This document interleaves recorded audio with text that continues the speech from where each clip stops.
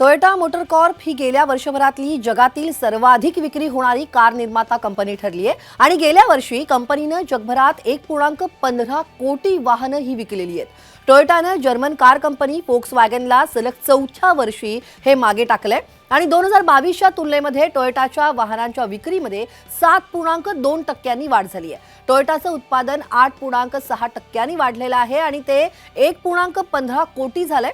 उत्तर अमेरिका आणि युरोप सारख्या बाजारपेठेतली मागणी ही स्थिर असल्यामुळे टोयोटाची विक्री वाढण्यासाठी ही मदत झाली आहे। टोयोटा ही जगातील सर्वात मोठी कार विकणारी कंपनी ठरली असली तरी इलेक्ट्रिक वाहनांच्या विक्रीमध्ये ती खूपच मागे असल्याचं दिसतंय।